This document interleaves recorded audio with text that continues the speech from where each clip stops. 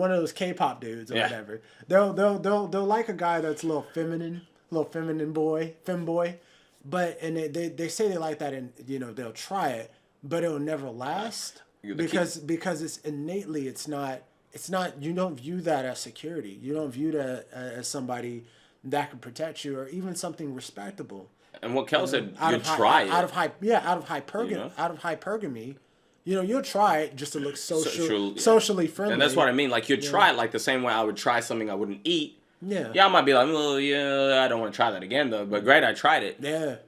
And that's the part I'm saying. You'll try it, but you won't keep to it. Yeah. And that's the part I'm like, don't fool yourself. Don't lie. Like, yes, you do it just to prove a point. Yeah, see, I dated blah, blah, blah. And see, it's no biggie. Give it 10 years, you're going to lose your damn mind. You're going to be like, I fucking hate this. Yeah, we should actually get a girl on a panel, like, and just ask her, like, would you date a femboy or a guy that might happen to be bisexual? Oh yeah, and ask them that, because that'd be really good. I've seen quite a few of the segments of different people giving their feedback on it, and 9 times out of 10, ladies, they'll want to try to date a guy that swings both ways, but like it's just the advent of like STIs and stuff like that I've heard girls had horror stories of them trying to be with a dude that who's bi. And he comes back home with fucking herpes. Damn. Or something, or someone breaks out around someone's mouth. So yeah, like, and then also, even if it's not that, like some of the girls I've not lots, but just because they just are not into it for some reason. It's a hygienic thing. It's just like, yeah. And also, I just don't think girls see though a lot of guys who do that as I don't know, like. There's just something that it just doesn't, like, for a guy it's easy, like, yeah, sure, okay. Yeah. But and it's hot, but the same way girls don't watch gay porn, like, yeah, they're like, oh yeah, love gay porn. Yeah, watch two dudes slapping it out. Yeah, they don't. No. And that's not even them doing it so they can't catch anything. There's just something about it that they're like, not for me. Whereas guys will watch 2 girls getting it on. Yeah. It's great. Yeah. For us, I love that shit. For us, yeah, we're keen on that or whatever. Yeah. So, they actually did a segment on this. This is a very controversial topic, but they were explaining that a lot of women like grape scenes in porn. Yeah. They get turned on. They get turned on by it.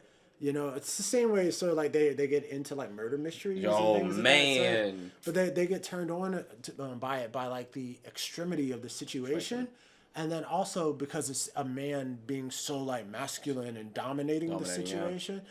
This is how you get people in kinks and BDSM. Yeah. And these sorts of things. So. And I had to learn because I didn't know about this.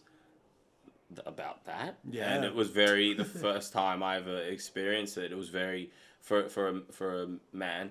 It was very very shocking because obviously in life you're like, you don't you ever do that, and then you're getting the people who are like, don't ever do that, telling you in bed to do that.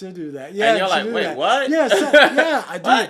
Yeah, being with the lady and she's just like, grab my neck and slap me, and you're like, wait, what? Choke you and slap you? What? You want me to hunt? What? Yeah, what? Yeah. Or, if I'm saying no, keep going. Wait, you want me to what? Isn't that a little, yeah. I'm like, it's kind of crazy. You're really into this, huh? Yeah. Yeah. Wow. We might need to sign an NDA contract. Oh, legit. Yeah. I'm going to have to sign some shit. You ain't suing me after. Yeah, man. So the psychological things around that is interesting. The fact that I think so. It's like someone's been sexually broken, that sometimes they need those extreme things to be satisfied. Huh. There's some people that are like that. They get like so sexually broken by somebody. Someone really went hundy on them that now they need that. And they can't go. They can't go back to vanilla. Yeah. I've had an experience with a chick, and where she was on top of me, and we were pretty young while this was happening or whatever.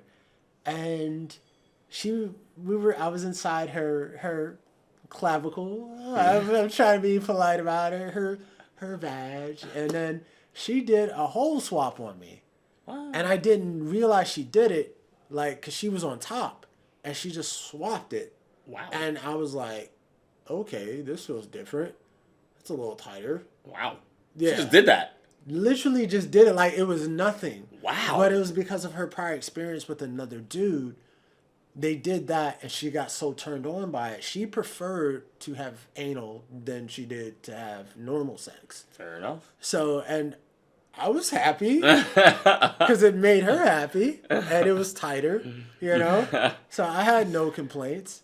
But yeah, So sometimes I think, yeah, some people, they get exposed to things that like mentally and potentially physically break them. And so like they need that extremity to get turned on. So this is literally why BDSM it's a whole genre. Yeah. It's a whole genre of a thing that's not discussed. Like even with because if Andrew you Tate and his girl. Like because discussing that is a whole. If you had explained this to your average male or female. It's always secret and low key. You never hear people in open talking. It's crazy. It is but crazy. It is a whole world that sort of exists within itself. Yeah. Now, is it healthy for you long term? They said the ratio for women is once she gets up to 5 sexual partners, once she goes past 5, the likeliness of her finding any sort of satisfaction in her life drops dramatically because of because of women's hypergamy. She's incentivized to want to look for something better. Oh, okay. And because she's already had 5 different experiences with 5 different dudes, her level of satisfaction with men just drops dramatically, and she's constantly looking for the next best thing. Okay. You know, or she had this one experience that she's been trying to relive. Oh, okay, so she can spend her whole life trying to chase this one guy, even if you could get a guy she lost her virginity to. Damn. And it didn't last that long. She keeps dating that prototype of guy that looks something similar to him. You know. Interesting. Or has some of the attitude or edge or whatever that he may have had, or like a sample of it. So but there's an actual chart. I'll actually. You should find it. I'll show you. Oh no! Yeah, please. No. It's here. And cut. Did you see that? Yeah. So we're not talking. No receipts. We're not talking in hypotheticals, but the ratio of women being satisfied and being stable in a relationship drops dramatically. Their stability drops dramatically if they reach past 5 sexual partners. They say two is normally they're going to be with you for life. If they go past 2, then they're pretty much just it slowly dwindles down. But 5 is like the point of no return, and they're saying this is why 80% of like divorces are initiated by women, just out of hypergamy. A lot of them tend to not be satisfied if they've gone through that many sexual partners. So it's not saying your relationship might not last. They might settle on you because it's like for them they feel like that's the best they can get at this point. Yeah. Based off all the exposure they had, you know, and they settle down way later in life. Would you say that men do the same thing? Like in the sense of would you say we're satisfied once we found someone like we're like, wow, this is amazing? Yeah, men are very simple. We find a lot of comfort and just peace of mind. You know, we value quality time. We don't necessarily need cuddles, whatever, but like we value quality time with a person, and if we can find quality time with you, then for us that's something substantial because we go out and we face the world. And, you know, we're always have pressure on us to be providers. So we can find comfort within you as a nurturer, you as a lady and your femininity. For us, that's something simple that satisfies us. But yeah, we do have our physical needs because of the amount of testosterone that we have. So. Then you're saying like men wouldn't need to go find something better? No. Men have a primal need for sexual adventure. We do have a primal need for that. And we do like variety. You know, and we can do that at ease because, you know, we're able to have kids all throughout the year. But they wouldn't leave that perfect partner for someone they just had some sex. No. And this is why you see all the men all the time. You see these scenarios of men supposedly cheating or whatever you want to call it. based on their relationship arrangement in Western society. You'll hear someone talk about cheating, and you'll see these men crying their eyes out, being like, I love my family, I love my children, I love my wife, but I just needed something more. My wife stopped sleeping with me, and I just needed something more. Or I just needed to get my physical, satisfaction off because I have testosterone. So men that do sleep around in that regard, you're not crazy for that. You're not crazy for having physical needs because you have testosterone. Without the understanding of you having 10 times the testosterone of a woman, you sort of feel like, oh, maybe there is something wrong with me that I can't really just lock down on this one particular person, especially if you're a man that's ambitious. Ambitious men, they have a lot of drive and incentive. Well, Adam Levine's a good example for what he's saying with the whole cheating thing. Yeah. He did, people think he did cheat. On a societal level, they viewed it as cheating because of the message that was given from the lady. The lady said he had a partner, he was married, and so they had a sexual relationship. So they quantified that as cheating. But to his wife, who didn't listen to what the lady said because she knows her husband, she's like, no, I met him like this. He was a very sexually attractive man, and that's what made me want him. He's very sexy. And because of the fact that he's so sexy, he worked so hard to be a provider, he didn't build himself up to sleep with my one vagina exclusively. That's asinine.